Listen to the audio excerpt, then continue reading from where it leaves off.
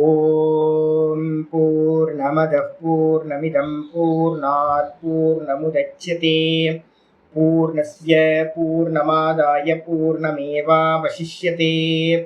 ஓம் சாந்தி சாந்தி சாந்தி. நம்ம பார்த்துக்கிட்டு இருக்கிறது விஷ்ணு சகஸ்ரநாமத்தில் சங்கரபாஷ்யம் பார்த்துட்டு இருக்கோம். சங்கரபாஷ்யத்தில் பார்த்தீங்கன்னா நேற்று நம்ம பார்க்க ஆரம்பித்தது 58வது ஸ்லோகம். சங்கரபாஷ்யத்தோட ஆர்டரில் ஸ்லோகத்தோட ஆர்டரில் பார்த்தீங்கன்னா 45வது ஸ்லோகம். இந்த 45 வரைக்கும் பார்த்தீங்க அப்படின்னா படிச்சிடலாம். 40லேருந்து 45 வரைக்கும். விக்ஷரோ ரோஹிதோ மார்கோ ஹேதுர் தாமோதரஸ் சஹா மஹீதரோ மகாபாகோ வேகவானமிதாசனः உத்பவः க்ஷோபனோ தேவः ஸ்ரீகர்பः பரமேஸ்வரः கரணம் காரணம் கர்த்தா விகர்த்தா ககனோ குஹः வியவசாயோ வியவஸ்தானः संस्थानस्थानदो ध्रुवः परर्धि परमस्पष्टः तुष्टः पुष्टः सुभीक्षणः रामो विरामो विरजो विरतो विरजो ரெண்டு பாட்டம் இருக்கு. रामो विरामो विरजो मार्गो नेयो नयो नयः वीरशक्तिमदां श्रेष्ठो धर्मो धर्मविदुत्तमः वैकुण्ठः पुरुषः प्राणः प्राणदः प्रणवः पृथुः हिरण्यगर्भः शत्रुघ्नो व्याप्तो वायुरथोक्षजः ऋतुः सुदर्शनकालः परमेष्टि परिग्रहः उग्रः संवत्सरो दक्षो विश्रामो विश्वदक्षिणः ருது சுதர்சன காலஹா பரமேஷ்டி பரிகிரகா. இதில் பார்த்தீங்கன்னா எல்லாத்துக்கும் மீனிங் பார்த்துட்டு சங்கரபாஷ்யம் பார்த்துட்டு இருக்கோம். ருத்துன்றதுக்கு அர்த்தம் பார்த்துட்டோம். ருத்துனா காலம். சம்பத்சர இது ரித்துக்கள் அப்படின்னா 6 ரித்துக்கள் பார்த்தீங்கன்னா காலத்தோட அவயவமாக சொல்கிறோம். ஆச்சாரியர் என்ன பண்ணார் பாஷ்யம் பண்ணும் போதே காலாத்மனா ரித்து சப்தேன லட்சியத்தை இது ரித்துகு. கால வடிவா பார்த்தீங்க அப்படின்னா இருக்கின்ற பகவான் என்ன பண்றார், கால ரூபத்தில் இருக்கார்.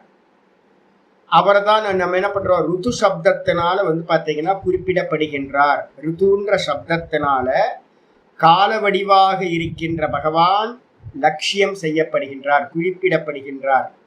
பகவானுக்கு பேர் ருத்துனா என்ன அர்த்தம், கால ரூபம்னு அர்த்தம், வேற எதுவும் சிம்பிள், காலமா இருக்கார். அதுக்கு அடுத்து சுதர்சனன்றதுக்கு மீனிங் பார்க்கும்போது என்ன பார்த்துருக்கோம், நல்ல பார்வை உடையவர். நல்ல பார்வைன்னு என்ன சுவாமி அப்படின்னா நிர்வாணத்தை கொடுக்கக்கூடிய, நிர்வாண பலனா மோட்சத்தை தரக்கூடிய பார்வை. இது சத்தியம், இது அனித்தியம், இது நித்தியம், இது அனித்தியம், இது ஆத்மா, இது அனாத்மா அப்படின்ற பார்வை எது இருக்கோ அந்த பார்வைக்கு தான் பார்த்தீங்கன்னா மோட்சத்தை தரக்கூடிய சாமர்த்தியம் இருக்கு. அப்படிப்பட்ட பலனை உடைய அந்த தரிசனம் பார்த்தீங்கன்னா ஞானம்னு பேரு. அதுதான் ஞானம். அதை உடையவரா இருக்கார் பகவான். ஞானத்தை உடையவரா இருக்கிறதுனால அவருக்கு பேர் சுதர்சனகா அப்படின்னு பேர் வச்சாச்சு. அது மட்டும் இல்லாம பக்தர்களால் கண்கள் எப்படிப்பட்டது அப்படின்னா சுபேன தரிசனே ஈக்ஷனே பத்மபத்ராயதே. பகவானுக்கு பார்த்தீங்கன்னா கண்கள் பார்த்தீங்கன்னா அகன்ற கண்களா இருக்கு. அது மூலமா அவர் பார்வையை உடையவரா இருக்கார், பார்க்கின்றார் எல்லாத்தையும். அதனால அவருக்கு பேர் பார்த்தீங்கன்னா சுதர்சனக. நல்ல அகன்ற கண்களிலிருந்து பார்க்கிறார் அப்படின்னு.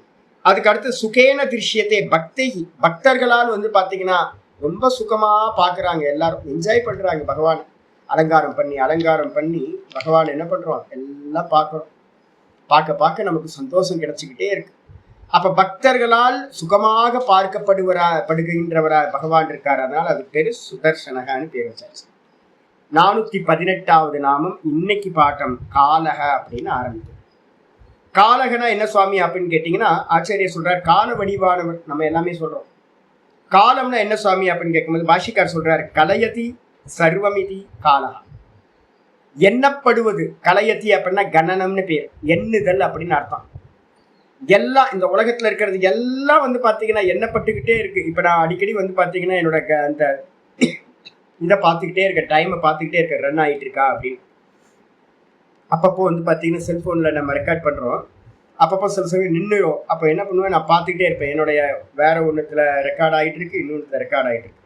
அதில் செகண்ட்ஸ் ஓடிக்கிட்டே இருக்கு. நான் பார்த்துக்கிட்டே இருக்கேன், மணியை பார்த்துக்கிட்டே இருக்கிறேன். எப்போ கிளாஸ் முடிக்கணும், எப்போ கிளாஸ் முடிக்கணும், கிளாஸ் எப்போ ஆரம்பிக்கணும், வெயிட் பண்ணிக்கிட்டே இருக்கிறேன். நான் கரெக்டாக 4 மணி ஆகிறதுக்காக ஒரு 5 நிமிஷத்துலேருந்தே வெயிட் பண்ணிக்கிட்டே இருக்கேன். 3 மணிக்கே வந்து பார்த்தீங்கன்னா ரெடி ஆகிடுறேன். 3 மணிக்கு ரெடி ஆகிட்டு என்ன பண்ணணும், கிளாஸுக்கு முன்னாடி வந்து பார்த்தீங்கன்னா ப்ரிப்பேர் ஆகி ஸ்நானம் பண்ணி எல்லாம் ரெடி ஆகி கரெக்டாக 3:30 மணிலேருந்து உட்காந்து வெயிட் பண்ணிக்கிட்டே இருக்கிறது. கிளாஸ் டைம் இருக்கா, இப்போ. அப்போ இந்த உலகத்தில் எல்லா காரியங்களும் என்ன பண்ணுறோம் அப்படின்னு கேட்டிங்கன்னா, காலம் அப்படின்னு சொல்கிறது என்னென்னா, நமக்கு வந்து கவுண்டிங்கில் இருக்கிறது. கலையதி சர்வமிதி. இந்த உலகத்தில் இருக்கிறது எல்லாம் வந்து பார்த்தீங்கன்னா எண்ணப்படுகின்றதா இருக்கு. எண்ணப்படுவதால் இந்த உலகத்தில் இருக்கிறது எல்லாத்துக்கும் டேட் ஆஃப் பர்த் வந்துருச்சு. அதுக்கப்புறம் கவுண்டிங் ஸ்டார்ட் ஆயிடுச்சுன்னு அர்த்தம். இந்த உலகத்தில் இருக்கிற எல்லாத்துக்கும் எக்ஸ்பைரி டேட் இருக்கு. அப்போ இதுக்குள்ளார வந்து பார்த்தீங்கன்னா காலம் எண்ணப்பட்டுக்கிட்டே இருக்கு. அது எந்த வஸ்துவா இருந்தாலும் சர்வமிதி. எல்லா வஸ்துக்களும் எண்ணப்படுவதால் அந்த எல்லாத்துக்கும் வந்து பார்த்தீங்கன்னா எது எண்ணுது அப்படின்னா எண்ணப்படுவது காலம். கலையதி சர்வமிதி காலக. எல்லாத்தையும் என்றது எதுவோ அது காலம்னு பேர். யார் என்றா அப்படின்னா கால ரூபத்திலிருந்து வந்து பார்த்தீங்கன்னா பகவான் தான் எல்லாத்தையும் எண்ணுகின்றார். நான் வந்து பார்த்தீங்கன்னா நேற்று பிரஷ்னோபனிஷத்துல இருந்து படிச்சு காட்டினேன். சம்பத்சரோ வை பிரஜாபதி, மாசோ வை பிரஜாபதி, அகோராத்ரோ வை பிரஜாபதி அப்படின்னு வந்து பார்த்தீங்கன்னா முகூர்த்தம், இது எல்லாமே வந்து பார்த்தீங்கன்னா வெறும் காலம். அப்படின்னா யாரு அப்படின்னா ரொம்ப கிளியரா கர்மகாண்டத்தில் சொல்லுவாங்க. திதிர் விஷ்ணுர் ததாவாரக, திதிர் விஷ்ணு ததாவாரோ, நக்ஷத்திரம் விஷ்ணுரேவச்ச, யோகஸ்ச கரணம் செய்வ, சர்வம் விஷ்ணுமயம் ஜெகத். இந்த உலகத்தில் இருக்கிறது எல்லா திதிகளும், எல்லா வாரம், எல்லா கிழமையும். அதனால தான் வந்து பார்த்தீங்கன்னா எல்லாத்தையும் நிமித்தத்தெல்லாம் உடைச்சிருங்கன்னு அடிக்கடி சொல்லிக்கிட்டே இருக்கிறது. இந்த நிமித்தத்துக்குள்ளார இருக்கிறோம் அப்படின்னா நீங்கள் என்னென்னா கொஞ்சம் பவுண்ட் ஆகிட்டே இருப்பீங்க. நிமித்தம்னா என்ன அர்த்தம்? வியாழக்கிழமை இதை பண்ணணும், திங்கக்கிழமை இதை பண்ணணும், செவ்வாய்க்கிழமை இதை பண்ணணும். அப்போ காலத்துக்கு உட்பட்டு இந்த மொத்த சம்சாரமும் இருக்கு. நீங்கள் காலத்தை தாண்டி போகணும்னா என்ன பண்ணணும் அப்படின்னு கேட்டிங்கன்னா சதா ஈஸ்வரனோட ஸ்மரணம் இருக்கணும். இந்த காலம் அந்த காலம் இப்படி அப்படி அதெல்லாம் பவுண்ட் வைக்கக்கூடாது. ராத்திரி பண்ணலாமா சுவாமி அப்படின்னா எப்போ தோணுதோ அப்போ ஈஸ்வர ஸ்மரணம். தூக்கம் கலைஞ்சது அப்படின்னா ஈஸ்வர ஸ்மரணத்துக்கு வந்துடலாம். என்ன நாள் என்ன இது அதெல்லாம் பப்ளிக் பண்ணிக்கிட்டோம். அந்த காலத்திலேருந்து தாண்டணும். இப்போ நீங்கள் நிதித்தியாசனத்துக்கு போகிறீங்க அப்படின்னா இந்த இந்த இதெல்லாத்தையும் மனசுக்குள்ளார என்ன பண்ணணும், கொண்டு வரணும். சர்வாத்ம பாவத்தை கொண்டு வரணும். அப்போவே வந்து பார்த்தீங்கன்னா பேதம் எல்லாம் போயிடும். இந்த ஜீவன் அந்த ஜீவன், இது நல்லது இது கெட்டது, புண்ணியம் இது பாப்பம், எல்லாத்தையும் உடைக்கணும். அந்த எல்லாத்தையும் உடைக்கிறதுக்கு பின்னாடி எது இருக்கணும் தெரியுங்களா? காலம். காலத்தை உடைச்சணும். காலம்ன்றது ஒரு பெரிய நியமம். நம்மளை வந்து பார்த்தீங்கன்னா பந்தப்படுத்தி வந்து பார்த்தீங்கன்னா கவுண்டிங்கில் மாட்டி விட்டுக்கிட்டு இருக்கு. அப்போ எப்போ வந்து பார்த்தீங்கன்னா நீங்கள் காலத்தை தாண்டுறீங்களோ அப்போ நீங்கள் லிபரேட்டட் ஆகிட்டீங்கன்னா, அப்போ அது வரைக்கும் நம்ம வந்து பார்த்தீங்கன்னா இந்த உலகத்தில் இருக்கிற எல்லாத்தையும் பகவான் என்ன பண்ணுறார், மாயாவை வச்சுக்கிட்டு. காலம்ன்றது வந்து பார்த்தீங்கன்னா மாயையோட கருவி. அந்த காலத்தை வச்சுக்கிட்டு வந்து பார்த்தீங்க அப்படின்னா நம்ம ஏற்கனவே நான் சொல்லியிருக்கேன். என்னன்னு கேட்டீங்கன்னா அம்பாலோட கையில் இருக்கிற திரிசூலம், அந்த திரிசூலத்தில் 3 வந்து பார்த்தீங்கன்னா சத்வ ரஜஸ் தமஸ்ன்றது தான் 3 இது. அது கீழே இருக்க சென்டர் போல் என்ன அப்படின்னு கேட்டிங்கன்னா காலம். இந்த காலம் வந்து பார்த்தீங்கன்னா மாயையோட கருவி. பகவான் வந்து பார்த்தீங்கன்னா காலத்தை வச்சு தான் எல்லாத்தையும் வந்து பார்த்தீங்கன்னா எண்ணுகின்றார். இதில் வந்து பார்த்தீங்கன்னா பகவத்கீதையில் இருக்கிற வச்சனத்தை ஆச்சாரிய சொல்கிறார், காலக கலயதாமகம். காலத்தை எண்ணுகின்றவர்களில், காலத்தை பற்றி அறிந்தவர்களிடத்துல நான் காலமாக இருக்கின்றேன். கலையத்தாம் அப்படின்னா என்ன அர்த்தம் அப்படின்னு கேட்டிங்கன்னா கணிப்பவர்கள். காலத்தை கணிக்கிறாங்கல்ல, திதி என்ன திதி பஞ்சாங்கம் பார்க்குறாங்க. டெய்லி வந்து பார்த்தீங்க அப்படின்னா கோயில்கள்லாம் பஞ்சாங்க பிராமணனை அப்படின்னு ஒரு போஸ்டிங் வச்சிருக்கு. அவர் என்ன பண்ணுவார் அப்படின்னு கேட்டிங்கன்னா, யார் ஃபேமஸானது யார், இவர் இருந்தார்ல அபிராமி பட்டர். அபிராமி பட்டர் வந்து பார்த்தீங்கன்னா அந்த காலத்தை வந்து பார்த்தீங்கன்னா டெய்லி பஞ்சாங்கம் சொல்கிறது தான் அவரோட வேலையாக இருந்துச்சு. தப்பாக சொல்லிடுவார். தப்பாக சொன்னதுக்கு பதிலாக வந்து பார்த்தீங்கன்னா அம்பாள் வந்து பார்த்தீங்கன்னா கரெக்டாக வந்து அவருக்கு அனுகிரகம் பண்ணுவாங்க. அப்போ அபிராமி பட்டர் வந்து பார்த்தீங்க அப்படின்னா பஞ்சாங்க பிராமணர். டெய்லி ஒருத்தர் கோயிலில் வந்து பார்த்தீங்கன்னா முதல்ல சுவாமிக்கு முன்னாடி பஞ்சாங்கம் படிக்கணும்.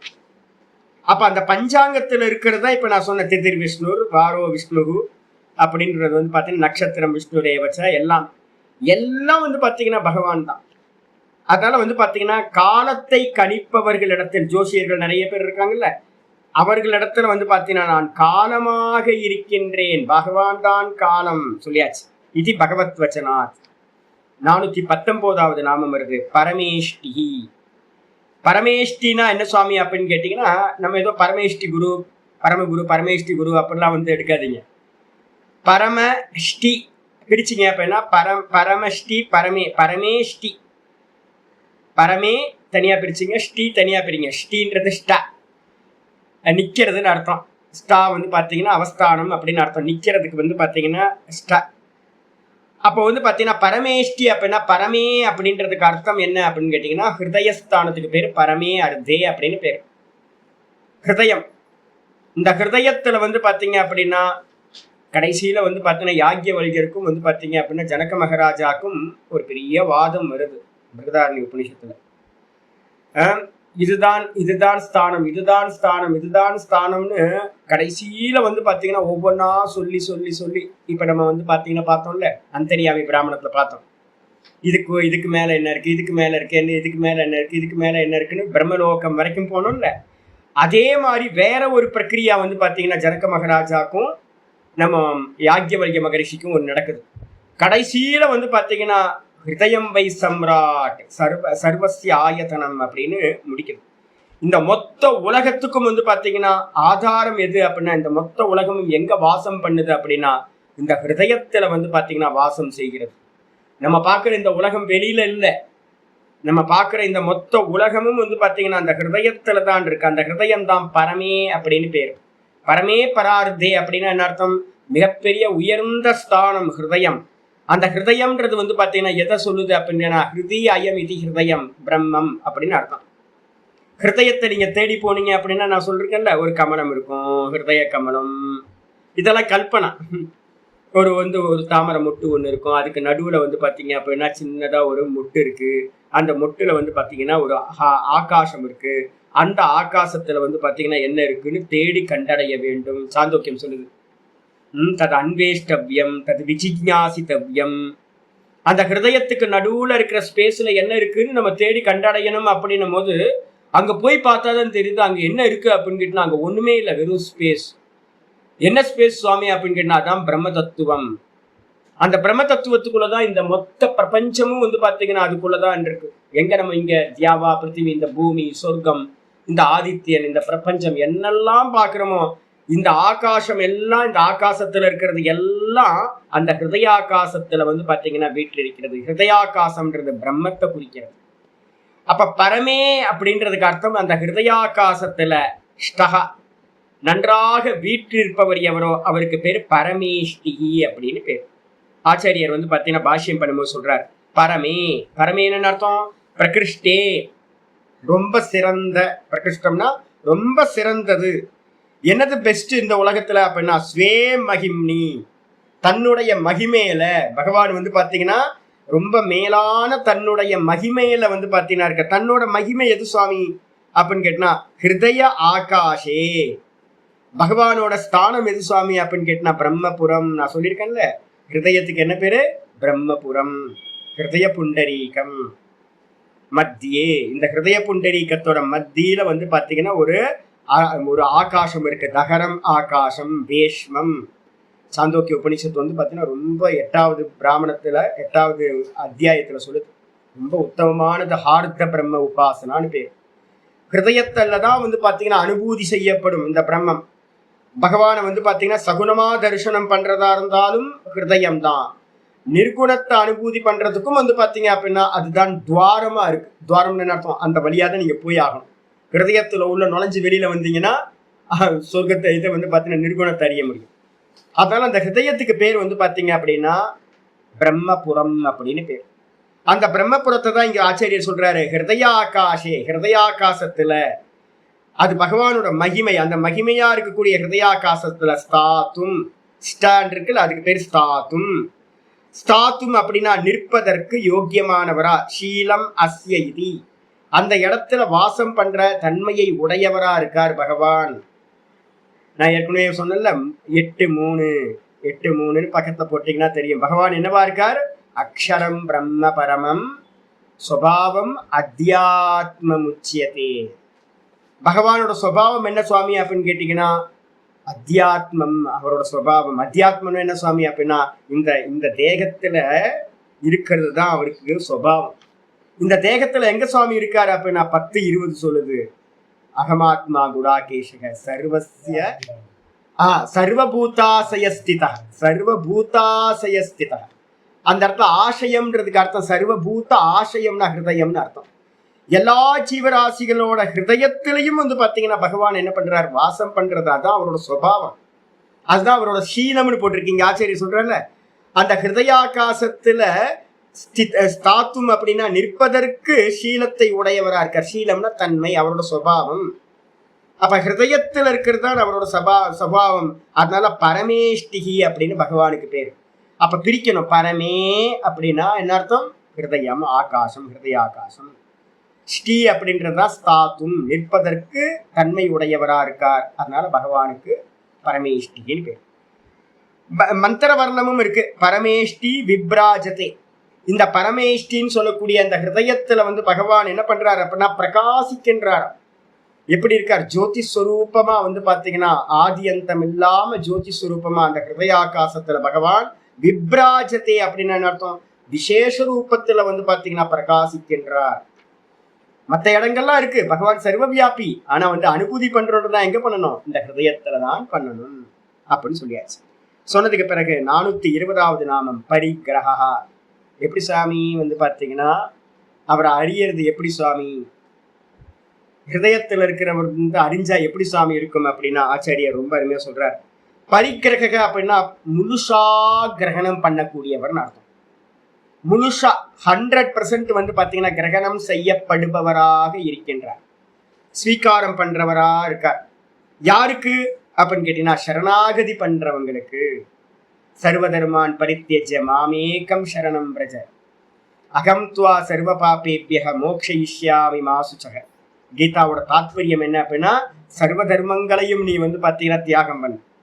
சர்வ தர்மங்களையும் தியாகம் பண்ணுனா என்ன அப்படின்னு கேட்டீங்கன்னா எப்படி சுவாமி தியாகம் பண்றது, சர்வ தர்மங்களையும் எப்படி தியாகம் பண்றதுன்னா நம்மளோட மைண்ட் செட்டப் இருக்கு பாத்தீங்களா, அதான் சர்வ தர்மம். இது புண்ணியம், இது பாப்பம், எல்லாத்தையும் வந்து பாத்தீங்கன்னா தியாகம் பண்றது. தியாகம் பண்ணிட்டு வந்து பாத்தீங்கன்னா யகஸ்யாத் ஏகாசனே லீனக. கீதால வந்து பாத்தீங்கன்னா ஆரம்பத்திலேயே வந்து பகவத்கீதையில சொல்றாரு எல்லாத்தையும் தியாகம் பண்றது அப்படின்னா நம்மளோட மைண்ட் செட்டப் எல்லாத்தையும் தியாகம் பண்ணிட்டு பகவான் தான் அப்படின்னு ஏகாசனே லீனக, ஒரே ஆசனத்துல தூஷ்ணிம் கிஞ்சித் அச்சிந்தையன், எந்த ஒன்றையும் சிந்திக்காம வந்து பாத்தீங்கன்னா பகவான் இடத்துல இருக்கிறது எல்லாம் பகவான் அப்படின்னு யாரு உட்கார்றானோ அவனுக்கு என்ன மனநிலை இருக்கும் அப்படின்னு கேட்டா இது மொத்தமும் பகவான் தான். நமக்கு ஏதாவது ஒரு மைண்ட் செட்டப் இருந்துச்சு அப்படின்னா நம்ம என்ன பண்றோம், பகவானை தவிர்த்துட்டு வேற ஏதோ நம்ம பார்க்கறோம். அப்ப வந்து பாத்தீங்கன்னா எல்லா மைண்ட் செட்டப்பையும் வந்து பாத்தீங்கன்னா பகவானோட சரணாகதி பண்ணிடணும். பகவான்கிட்ட போட்டுட்டோம் அப்படின்னா இருக்கிறதெல்லாம் சர்வம் பிரம்மைவ அப்படின்னு ஆயிடும். எல்லாம் பிரம்மம் தான், எல்லாம் ஈஸ்வரன் தான் அப்படின்னு. அப்ப சரணாகதி பண்றவங்களுக்கு இந்த மொத்த பிரபஞ்ச ரூபமா பகவான் கிரகணம் செய்யப்படுகிறார். பகவான் தான் எல்லாம் அப்படின்னு ஆகுது. அது வரைக்கும் பகவானும் இருக்கார், நானும் இருக்கேன், ரெண்டு இருக்கு. அப்ப முழுசாவிட நம்ம கிரகணம் பண்ணலன்னு அர்த்தம். பாஷிகார் சொல்றார் சரணார்த்திபிகி. சரணார்த்திபிகின்னு அர்த்தம் சரணம் அடைந்தவர்களால் 100% சரணம் அடைந்தவர்களால் பரிதோ கிரஹ்யதே சர்வகதத்வாத். பரிதோ கிரஹ்யத்தை முழுசா வந்து பாத்தீங்க அப்படின்னா கிரகணம் செய்யப்படுகின்றார் பகவான் முழுசா. யாருனால, சரணார்த்தினக சரணார்த்திபிகி, சரணம் செய்பவர்களால், சரணாகதி செய்பவர்களால். ஏன் எப்படி சாமி முழுசா கிரகணம் பண்றாங்க அப்படின்னா பகவான் தான் சர்வகதத்வாத், சர்வத்தையும் அடைந்தவரா பகவான் தான் இருக்கார். ஏகோ தேவதா பார்த்தோம்ல, எங்கெங்கெல்லாம் வந்து பார்த்தீங்கன்னா உலகம் இருக்குமோ அதெல்லாத்தையும் வியாபிச்சு கால ரூபியா வாயு ரூபியா ஆத்மாவா எல்லாமா பகவான் தான் இருக்கார். அப்ப சர்வத்தையும் அடைந்ததா இருக்கிறதுனால சரணாகதி பண்றவங்க எல்லாத்தினாலையும் இந்த மொத்த ஜெகத்துமே பகவான் தான் அப்படின்னு கிரகணம் செய்யப்படுகின்றவரா இருக்கார். பரிதோ நியாயத்தை இதுவா. அது மட்டும் இல்ல, பரிகிரகனா என்ன அர்த்தம், பரிதோ நியாயத்தே இதுவா, பூரணமா அறியப்படுபவரா இருக்கிறதுனால முழுசா வந்து பாத்தீங்கன்னா அறியப்படுகின்றவரா இருக்கிறார். மொத்தமும் வந்து பாத்தீங்கன்னா ஈஸ்வரன். நம்ம சொல்றோம்ல சர்வம் விஷ்ணுமயம் ஜெகத்து, அதான் பரிகிரக. ஞானி புருஷர்களால் வந்து பாத்தீங்கன்னா நல்ல சாஸ்திரம் படிக்க படிக்க, இப்ப வேதாந்தம் படிக்க படிக்க எல்லாம் இப்ப என்ன ஆகும். நேற்று வந்து வித்யா பிரசாத் வந்தார், வந்து சொன்னேன் சாமி எல்லாமே விஷ்ணு எல்லாமே விஷ்ணு எல்லாமே விஷ்ணு. ஆமா, வேற எதுவும் இல்லை. இங்க இருக்கிறது படிக்க படிக்க படிக்க மெதுவா மெதுவா இந்த வேதாந்தத்தை கேட்க கேட்க கேட்க நமக்கு என்ன ஆகும், விஷ்ணு சஹஸ்ரநாமம் போக போக ஐயோ வேற எதுவுமே இல்லையா மிச்சம். ஆமா, மிச்சம் ஒன்றும் இல்லை, எல்லாம் பகவான் தான் இருக்க. பகவானுக்கு அந்நியமா வந்து பாத்தீங்கன்னா ஒன்றும் இல்லை இங்க. இது மனசுக்குள்ளார வந்து பாத்தீங்கன்னா நல்லா சாஸ்திரம் படிக்க படிக்க உண்டாகும். உண்டாகும் போது பரிகிரகன்றதுக்கு அர்த்தம் பூரணமா ஈஸ்வரன் தான் இருக்கார் அப்படின்னு வந்து பாத்தீங்கன்னா பரிதோ நியாயத்தை, முழுசா அறியப்படுபவரா பகவான் இருக்கிறதுனால பகவானுக்கு பேரு பரிகிரகா. அதுக்கு அடுத்தது வந்து பாத்தீங்கன்னா மூணாவது லட்சணம் சொல்றார் பத்திர. இது வந்து ரெண்டு வந்து பக்தர்கள் முமுட்சுக்கள் ஞானிகள் கிரகணம் பண்றாங்க பகவானை. பரிகிரகன்றதுக்கு அர்த்தம் அவர் கிரகணம் பண்றதை பத்தி மூணாவது லட்சணம் சொல்லுது. என்ன சொல்லுது? பத்திர புஷ்பாதிகம் பக்தைர் அர்ப்பிதம் பரிகிருண்ணாதி இதுவா பரிகிரகா. பக்தர்களால வந்து பார்த்தீங்கன்னா பத்திரம் புஷ்பம் பலம் தோயம் பக்தியாமே பிரயச்சதி அப்படின்னு வந்து கீதால வந்து பாத்தீங்கன்னா 9வது அத்தியாயத்துல பார்த்தோம்ல. அப்ப யாரெல்லாம் வந்து பாத்தீங்கன்னா பக்தியோட வந்து பாத்தீங்கன்னா பத்திரத்தையும் துளசி தளத்தையோ இல்ல வந்து நம்ம வில்வத்தையோ இல்ல கையில கிடைச்ச 4 இலையையோ எது கிடைக்குதோ அதை வந்து பாத்தீங்கன்னா அர்ப்பணம் பண்றாங்களோ பக்தர்கள், அதை எல்லாத்தையும் பத்திர புஷ்பாதிகம், பத்திரம் புஷ்பம் முதலிய எல்லாத்தையும் பக்தர்களால் அர்ப்பிக்கப்பட்ட எல்லாத்தையும் பரிகிருண்ணாதி, இது ஒன்ன கூட தூக்கி போடல. அதனாலதான் நம்ம என்ன பண்ணுவோம் அப்படின்னு கேட்டீங்கன்னா, ஆஃபர் பண்றதுக்கு சுவாமிக்கு முன்னாடி ஆஃபர் பண்ணியாச்சு அப்படின்னா அது பிரசாதம் ஆயிடும். கால் படக்கூடாது, ஒரு துளசி தளம் வந்து கால் பற்றக்கூடாது. ஏன்னா சுவாமி வந்து அதை எடுத்துட்டார், அதை ஸ்வீகாரம் பண்ணிட்டார். காலில் மிதிக்க கூடாது. ஒரு புஷ்பம் இருக்கு அப்படின்னா மிதிக்க கூடாது.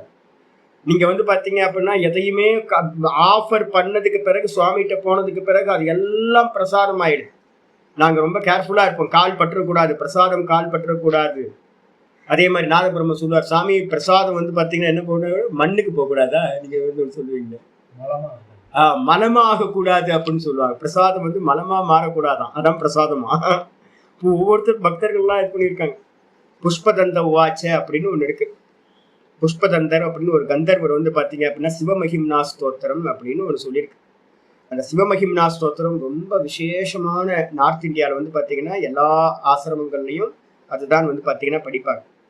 அந்த புஷ்பதந்தர் வந்து பாத்தீங்கன்னா சொல்றாரு என்னன்னு கேட்டீங்கன்னா, அந்த நான் நிர்மால்யத்துல நான் வந்து பாத்தீங்கன்னா என்னுடைய கால் பட்டதுனால நான் எத்தனையோ ஜென்மங்கள் திரும்ப திரும்ப பிறக்க வேண்டியதாயிடுச்சு, பகவானோட நிர்மால்யத்துல என்னோட கால் பட்டதுனால அப்படின்ற.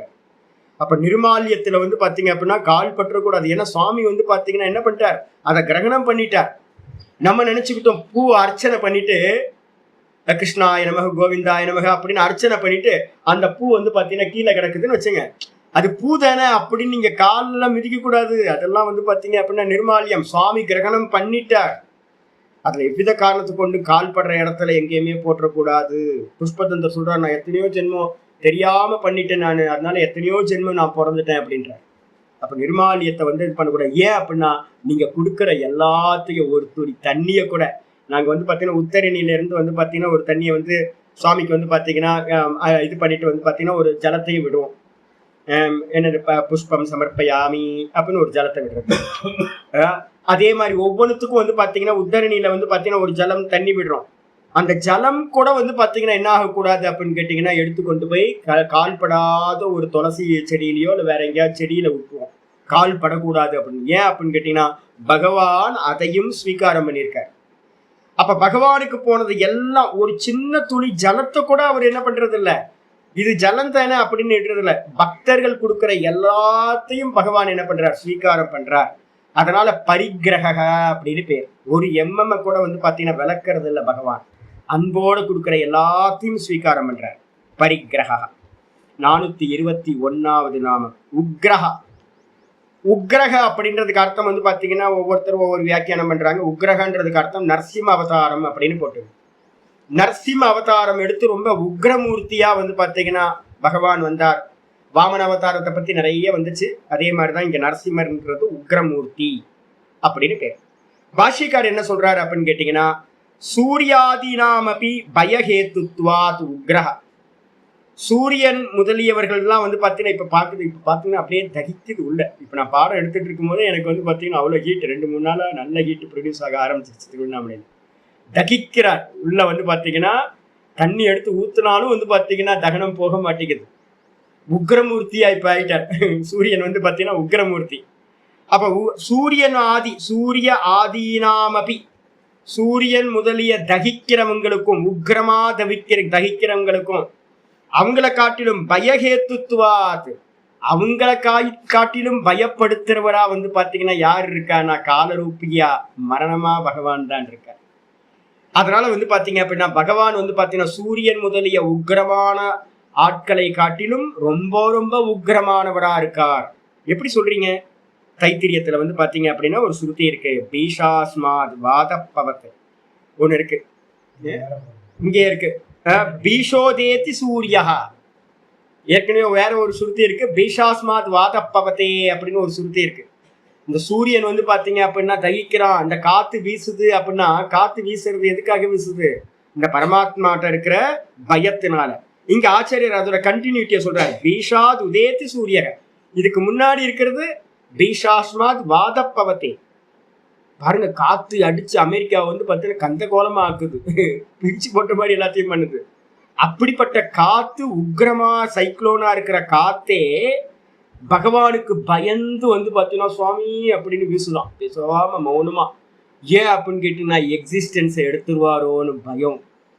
அப்ப எல்லாத்தோட குடிமையும் பகவான் கையில இருக்கு. பகவான் தான் உக்ரமூர்த்தி. வஜ்ரமுத்தியதம் ஒரு வார்த்தை வந்து பாத்தீங்கன்னா சொல்லப்பட்டிருக்கு. கையில வந்து பாத்தீங்கன்னா பகவான் எப்படி வச்சிருக்காராம், வஜ்ராயுதத்தை வச்ச மாதிரி கையில வந்து பாத்தீங்கன்னா ரெடியா வச்சிருக்காராம்.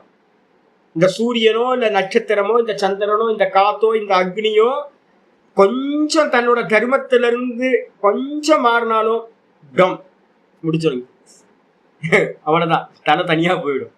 அதனால வந்து பாத்தீங்கன்னா எல்லாத்துக்கும் பயந்துகிட்டு வந்து பாத்தீங்க அப்படின்னா எல்லா தேவதைகளும் இருக்கு. அப்ப என்ன, சூரியனும் கூட பயப்படுறவரா பகவான் இருக்கார்.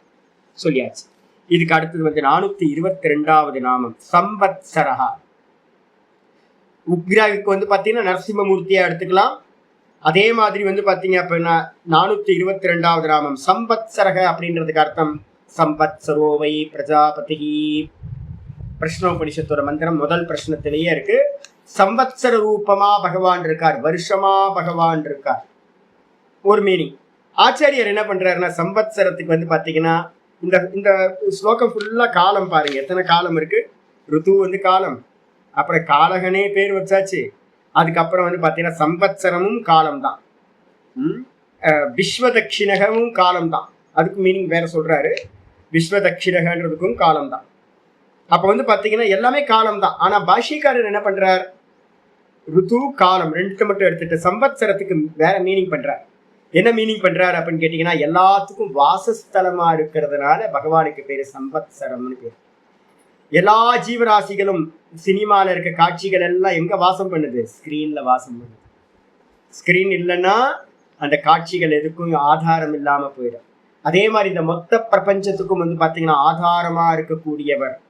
அதனால வந்து பாத்தீங்கன்னா பகவானுக்கு பேர் சம்பத்சரம்னு பேர். என்ன பாஷ்யம் பண்றார், சம் வசந்தி பூதானி அஸ்மின் இதி சம்பத்சரக. இவரிடத்தில், அஸ்மின் அப்படின்னா இவரிடத்தில், சம்வசந்தி பூதானி இந்த லோகத்தில் இருக்கிற எல்லா ஜீவராசிகளும் உண்டான, பூத்தம்னா உண்டானவைகள் அர்த்தம். உண்டானவைகள் எது அப்படின்னா அண்ட சராச்சரங்கள்.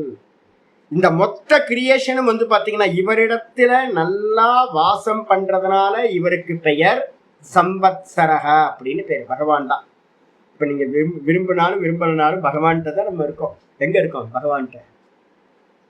எதுல இருக்கும், பிராணன்ல கோர்க்கப்பட்டிருக்கோம் ஓதப்ரோத்தமா.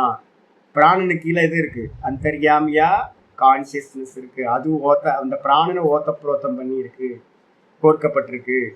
அப்போ அந்தர்யாமியா இருக்கிற ஈஸ்வரன், அதுக்கப்புறம் அதுக்கு மேல வந்து பாத்தீங்கன்னா பஞ்சுக்கு மேல நூலு, நூலுக்கு மேலதான் கிளாத் இருக்கு. அதே மாதிரி வந்து பாத்தீங்கன்னா நம்ம எல்லாம் இந்த மொத்த பிரபஞ்சமும் வந்து பாத்தீங்கன்னா நமக்கு தெரியுதோ தெரியலையோ பகவானுக்கு மேலதான் வாசம் பண்றோம். சம்பத்சரகர் பகவானுக்கு பேர். 423வது நாமம் தக்ஷக. தக்ஷக அப்படின்னா என்ன அர்த்தம்? சதுரகான்னு அர்த்தம். தக்ஷக அப்படின்னா சாமர்த்தியம் உடையவர். எதுல சாமர்த்தியம் உடையவர் அப்படி கேள்வி கேட்டீங்க அப்படின்னா ஆச்சாரியார் சொல்றார், ஜெகத் ரூபேன வர்த்தமானத்துவார். ரொம்ப ஜெகத் ரூபமா வாமன அவதாரம் இருக்குல்ல, ஜெகத் ரூபமா பாத்தீங்க அப்படின்னா என்ன பண்ண, வானத்துக்கும் பூமிக்கும் வளர்ந்து நின்னார். அதே மாதிரி பாத்தீங்கன்னா விஸ்வரூப தரிசனத்துல என்ன பண்ணார், இந்த மொத்த ஜெகத்தா பாத்தீங்கன்னா தன்னை விஸ்வரூபத்துல பாத்தீங்கன்னா வளர்ந்து காட்டினார். அதனால பாத்தீங்கன்னா ஜெகத் ரூபேன வர்த்தமானத்வார், இந்த ஜெகத் ரூபமா விராட் ரூபமா இருக்கிறதுனால சர்வ கர்மாணி க்ஷிப்ரம் கரோதி இதுவா. அப்ப என்ன அர்த்தம் கேட்டீங்கன்னா, தக்ஷகன்றதுக்கு அர்த்தம் ஒரு மீனிங், இந்த ஜெகத் ரூபமா விராட்டா இருக்கிறதுனால அவருக்கு பேரு தக்ஷகன்னு பேரு. ரெண்டாவது பாத்தீங்கன்னா மீனிங் சொல்றாரு, சர்வ கர்மாணி, எல்லா கருமங்களையும் பாத்தீங்கன்னா என்ன கருமம், எல்லா கருமம் அவருக்கு என்ன கருமம், பஞ்சகிருத்திய பராயணா. அவ்வளவுதான், 5 கர்மா இருக்கு அவருக்கு. என்னது? சிருஷ்டி. சிருஷ்டி எப்படி பண்றாரு சுவாமி அப்படின்னு கேட்டீங்கன்னா, சிருஷ்டியெல்லாம் ரொம்ப நம்ம நினைக்கிற மாதிரிலாம் இல்லை. சங்கல்ப மாத்திரேன் சிருஷ்டி உண்டாகட்டும், உண்டாயிடும்.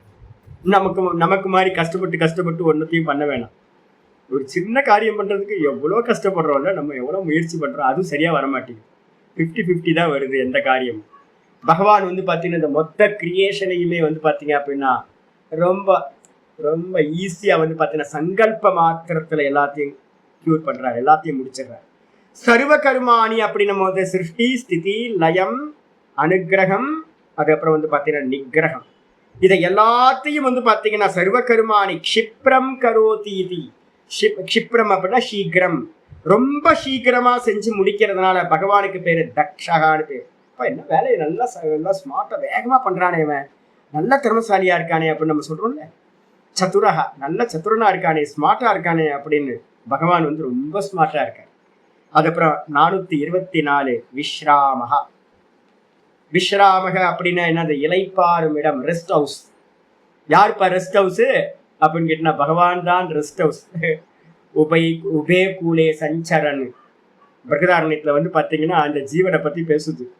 இந்த ஜீவன் என்ன பண்றான் அப்படின்னு கேட்டீங்கன்னா, நதியில பாத்தீங்கன்னா முதல்ல மாதிரி காலையில இருந்து பாத்தீங்கன்னா ஜாகிர சமானகசன் உபவ் கூலே சஞ்சரன், உபவ் லோகே சஞ்சரன்.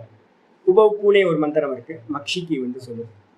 எப்படி இருக்கு அப்படின்னா, நம்ம பாத்தீங்கன்னா நல்லா இங்க அங்க ஜாகிரத சொப்பனத்தை போய் அல்லாடிக்கிட்டு இருக்கோம். 2 கரை சம்சாரத்துல பாத்தீங்கன்னா இந்த பக்கம் போட சொப்பனம், இந்த பக்கம் போட ஜாகிரதம், இந்த 2த்துக்கு நடுவுல அல்லாடிட்டு இந்த முதல்ல என்ன பண்ணுதான், நடுவுல இருக்கிற டீப்பா இருக்க பிளேஸ்ல போய் ஆனந்தமா இருக்கா. இந்த பக்கம் போய் ஒன்றும் கிடைக்கல அப்படின்னு அந்த டீப்புக்கு போயிடுது. அதே மாதிரி பாத்தீங்கன்னா நம்ம ஜீவனா இருக்கிற ஒவ்வொருத்தரும் என்ன பண்றோம் அப்படின்னு கேட்டீங்கன்னா, ஜாகிரத சொப்பனத்துல ரொம்ப துக்கப்பட்டு, சொப்பனம் இது ஜாகிரதம் தான் கஷ்டமா இருக்குன்னு சொப்பனத்துல போனா நம்ம கண்ட்ரோல்ல இல்லை. சொப்பனத்துலயும் வேற விதவிதமான துக்கங்கள் அனுபவிக்கிறோம். ரொம்ப டயர்ட் ஆயிடுறோம். டயர்ட் ஆயிட்டு பாத்தீங்கன்னா ரொம்ப டீப்பா நதியில இருக்கக்கூடிய டீப் வாட்டருக்கு நம்ம என்ன பண்றோம், எது டீப் அப்படின்னா தூக்கம், டீப் ஸ்லீப். அந்த டீப் ஸ்லீப்ல பாத்தீங்கன்னா ஒன்னும் தெரியல அப்படின்னு அந்த பிராணன்ல போய் இழப்பார ஆரம்பிச்சிடும், ரெஸ்ட் எடுக்க ஆரம்பிச்சிடும். நம்மளோட நெஸ்ட் எது அப்படின்னு கேட்டீங்கன்னா, அந்த பிராணன் தான் பாத்தீங்கன்னா எல்லாத்தையும் சுவாகா பண்ணிட்டு நல்ல ஆனந்தத்தை கொடுக்குது. நம்மளுடைய நெஸ்ட் எது அப்படின்னா, நல்லா கூடியது அப்படின்னா இதான். நான் சொன்னல சேன பக்ஷி பாத்தீங்கன்னா என்ன பண்ணுவோம், வல்லூர் அப்புறம் 100கணக்கான கிலோமீட்டர் சுத்தி தெரிஞ்சுட்டு ஸ்ராந்தகசன் நல்லா டயர்ட் ஆயிட்டு எங்க இலைப்பாரும் அப்படின்னா, தன்னுடைய குகையில மலையோட குகையில எப்படி இலைப்பாருதோ அதே மாதிரி ஜீவர்கள் எல்லாம் ஜாகிரத சொப்பனத்துல சுத்தி திரிஞ்சு நிறைய டெட் பாடியை சாப்பிட்டு டயர்டாய் கடைசியில பாத்தீங்கன்னா ஹிருதயாகாசத்துல பகவான்கிட்ட பாத்தீங்கன்னா நம்ம தூங்கி போறோம். நம்மளுடைய ஸ்தானம் எது அப்படின்னு கேட்டீங்கன்னா ஹிருதயாகாசம். அதுதான் விஸ்ராம கிரகம், நமக்கு ரெஸ்ட் ஹவுஸா இருக்கிறது. பகவான் பாத்தீங்கன்னா அந்த ரெஸ்ட் ஹவுஸா இருக்கார். ஆச்சாரியர் சொல்ற சம்சார சாகரே, இந்த சம்சார சாகரத்துல க்ஷுத்பிபாசாதி ஷடூர்மி பிஹி தரங்கிதே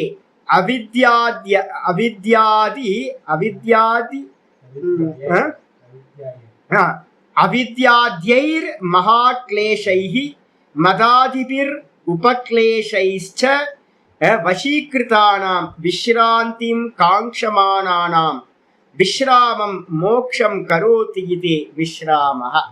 ஆச்சாரிய பெரிய பாஷ்யம் பண்ற. சம்சார சாகரத்துல நம்ம எல்லாம் என்ன பண்றோம் இருக்கோம். சம்சார சாகரத்துல நமக்கு வந்து ரெஸ்ட் எங்க தெரியுங்களா இருக்கு? டெய்லி கொஞ்சோண்டு டைம் கொடுக்குறாரு பகவான். முட்டாளே மூர்க்கனே கொஞ்சம் தெரிஞ்சுக்கோ, மோட்சம்னா என்னன்னு தெரிஞ்சுக்கோ அப்படின்னு டெய்லி தூக்கத்தை எதுக்கு வச்சிருக்காருன்னு கேட்டீங்கன்னா, நமக்கு ஒரு தூக்கம்ன்றது தான் வந்து பாத்தீங்கன்னா மோட்சத்துக்கு ஒரு அடையாளம். தூக்கத்துக்கு போனீங்கன்னா இதெல்லாம் இல்லை, பசி இல்லை, தாகம் இல்லாம போயிடுது, அதுக்கப்புறம் எந்த சுகமும் இல்லை, எந்த துக்கமும் இல்லை, ஆனந்தமா இருக்குமா, வெப்பம் குளிர் இல்லை, ஒன்றும் இல்லை. டீப் ஸ்லீப்புக்குள்ளார போற வரைக்கும் எல்லாம் இருக்கு. டீப் ஸ்லீப்புக்குள்ளார போயிட்டீங்க அப்படின்னா ஒன்றும் இல்லை. இதே மாதிரி தான் மோட்சத்துல என்ன இருக்கும் அப்படின்னு கேட்டீங்கன்னா, சுரூபத்துல எஸ்டாப்ளிஷ் ஆயிட்டோம் அப்படின்னா, சம்சார சாகரத்துல நம்ம எல்லாம் எப்படி இருக்கோம்? க்ஷுத் பிபாசா, பசி தாகம், வெப்பம் குளிர், மானம் அபமானம், ஷடூர்மி அப்படின்னு சொல்லுவோம். தேகத்துக்கு வந்து பாத்தீங்கன்னா ஒண்ணு, தேகத்துக்கு பிராணனுக்கு மனசுக்கு அப்படின்னு இருக்கு. தேகத்துக்கு ஒண்ணு வெப்பம் குளிர், இந்த பிராணனுக்கு வந்து பாத்தீங்க அப்படின்னா பசி தாகம், அதுக்கப்புறம் மனசுக்கு வந்து பாத்தீங்க அப்படின்னா மானம் அபமானம். இந்த ஆறுக்கும் பேர் என்ன பேருனா ஷடு ஊர்மி அப்படின்னு பேர். இந்த 6 ஊர்மிகளால வந்து பாத்தீங்கன்னா தரங்கித்தை, 6 ஊர்மினா 6 அலைகள், சம்சார அலைகள் அப்படின்னு பேர். சதா அலைகள் நிக்குமா, ஓயுமா? என்னைக்கும் ஓஞ்சதே இல்லை. டெய்லி பசிக்குது. இந்த சனியம் பிடிச்ச வயிறு வந்து பாத்தீங்க அப்படின்னா எப்ப பார்த்தாலும் கேட்டுக்கிட்டே இருக்கு, பசி, சாப்பாடு சாப்பாடு கேட்டுக்கிட்டே இருக்கு. கொடுத்தாலும் வந்து பாத்தீங்கன்னா ஒரே வேலையில போகுதுன்ற நிப்பாட்ட மாட்டேங்குது. அதனால வந்து பாத்தீங்கன்னா தாகம் வந்துகிட்டே இருக்கு, மானம் அபமானம் வந்து போயிட்டே இருக்கு, வெப்பங்குளிர் வந்து போயிட்டே இருக்கு, சுகதுக்கம் வந்து போயிட்டே இருக்கு. இது எல்லாம் ஷடூர்மிகள் அப்படின்னு பேர். 6 அலைகள், சம்சார அலைகள். இதுல வந்து பாத்தீங்கன்னா தரங்கிதே, தரங்கித்தேனா வந்து வந்து போகின்ற அலைகளால் கூடவே என்ன இருக்கு தெரியுங்களா? அவித்யாத்யைர் மகாக்லேஷைஹி. மகாக்லேஷம்னா என்னது? யோக சூத்திரம் படிக்கிறீங்கல்ல, பஞ்ச கிளேஷங்கள் இருக்குல்ல, அதுதான் மகா கிளேஷங்கள்.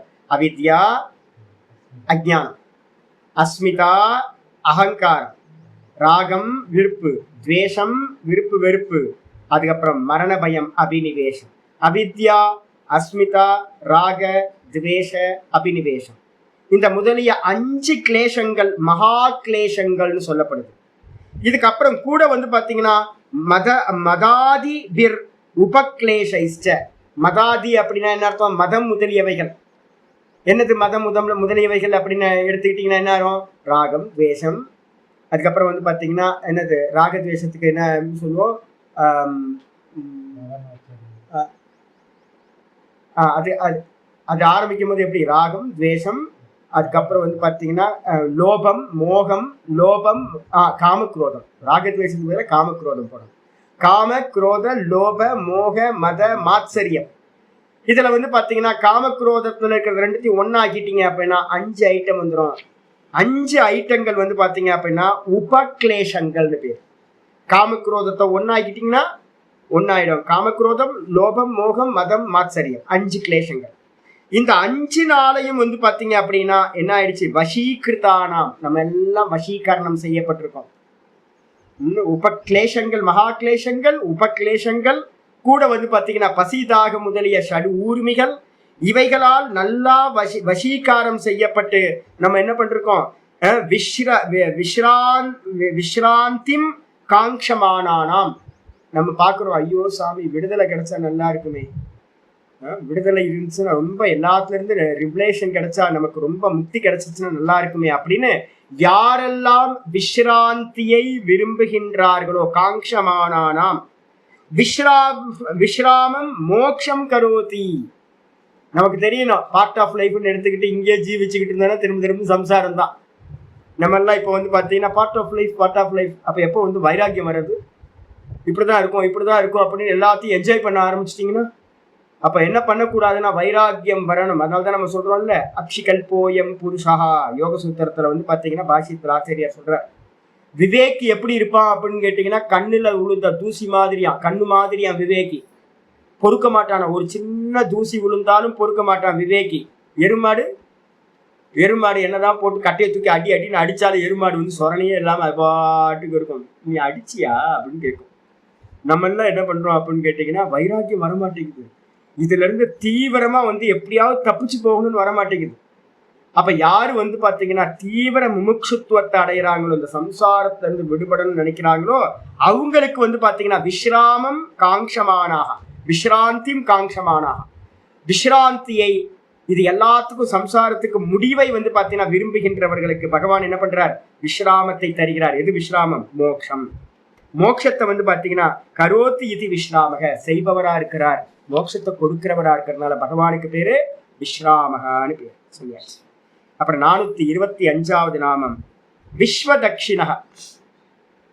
விஸ்வதக்ஷிணக அப்படின்றதுக்கு அர்த்தம் வந்து பாத்தீங்கன்னா ஆச்சாரியர் சொல்றாரு, எல்லா செயல்களிலும் திறமையானவர் அப்படின்னு கேட்டீங்கன்னா விஸ்வஸ்திய தட்சிண மார்கா அப்படின்னு வந்து பாத்தீங்கன்னா வியாக்கியானம் இருக்கு. காலத்தை வந்து பாத்தீங்கன்னா என்னெல்லாம் பார்த்துட்டு இருக்கோம்? சம்பத்சரம் வந்துட்டோம், அதுக்கப்புறம் ருத்து வந்தாச்சு, அதுக்கப்புறம் வந்து பாத்தீங்கன்னா தட்சிணாயனம் அப்படின்னு நம்ம சொல்றோம் பாத்தீங்களா? அந்த தட்சிணாயன உத்தராயண மார்க்கத்துல இருக்கிறவங்க, அதுதான் வந்து பாத்தீங்கன்னா இங்க சொல்லுது விஸ்வ தட்சிணக. இந்த விஸ்வம் எல்லாம் கர்மிகள் எல்லாம் போகக்கூடிய தட்சிண மார்க்கமாக பகவான் இருக்கின்றார். மார்க்கமே அதுதான். அந்த தட்சிணாயன மார்க்கம் உத்தராயண மார்க்கத்துக்கு பின்னாடி வரப்போகுது. தட்சிணாயன மார்க்கமா பகவான் இருக்காருன்னு ஒரு மீனிங் எடுத்துங்க.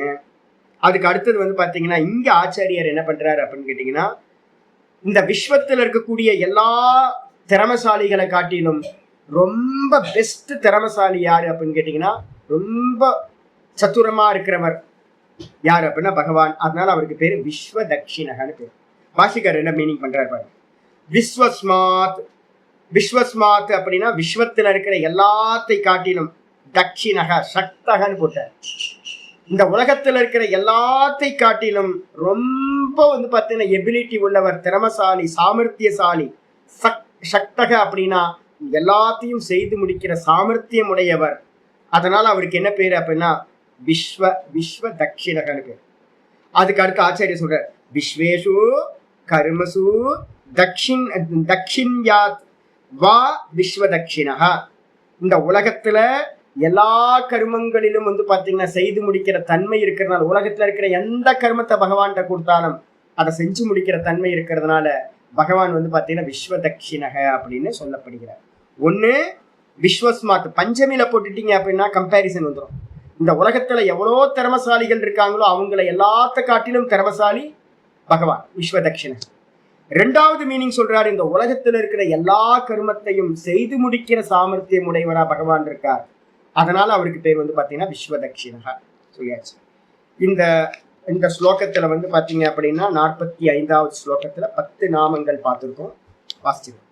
ஓம் ரிதவே நமஹ, ஓம் சுதர்சனாய நமஹ, ஓம் காலாய நமஹ, ஓம் பரமேஷ்டினே நமஹ, ஓம் பரிக்ரஹாய நமஹ, ஓம் உக்ராய நமஹ, ஓம் சம்பத்சராய நமஹ, ஓம் தக்ஷாய நமஹ, ஓம் விஸ்ராமாய நமஹ, ஓம் விஸ்வதக்ஷிணே நமஹ.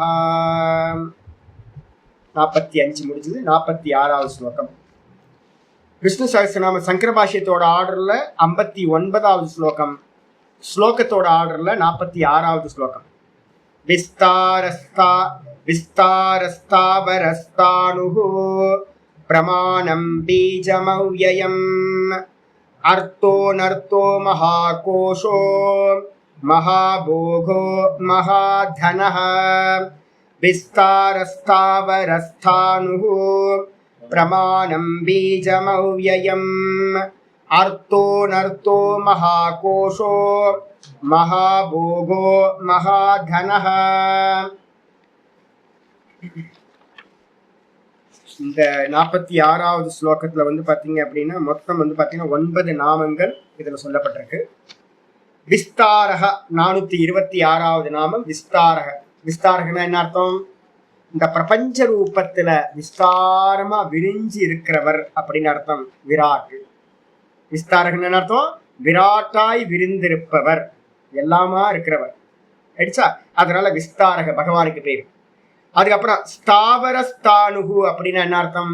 ஸ்தாவரம் அப்படின்னா எல்லா அசையாதவைகள் எல்லாத்துக்கும் வந்து பாத்தீங்கன்னா நிலையான இடமா, வாசம் பண்ற இடமா இருக்கிறவர். இந்த உலகத்துல எதெல்லாம் ஜடமா இருக்கோ, அசையாமல் இருக்கோ, இந்த அசையாதவைகளுக்கு பேரு ஸ்தாவரம் அப்படின்னு பேரு. ஸ்தாவரம் ஜங்கமம். அசைகின்றவை அசையாதவை ஜங்கமம். அசைகின்றவை ஜங்கமம், அசையாதவை ஸ்தாவரம். அப்ப அந்த ஸ்தாவரங்களுக்கெல்லாம் ஸ்தானுவா, நிலையான இருப்பிடமா ஸ்தானமா இருக்கிறவர். அதனால அவருக்கு பேர், பகவானுக்கு பேரு ஸ்தாவர ஸ்தானுகு அப்படின்னு பேர். மூணாவது பாத்தீங்கன்னா பிரமாணம். பிரமாணம் அப்படின்னா பாத்தீங்கன்னா இந்த உலகத்துல இருக்கிறது எல்லாத்துக்கும் பிரமாணம்னா ஞானம்னு அர்த்தம். பிரமாணம் இஸ் ஈக்குவல் டு ஞானம்.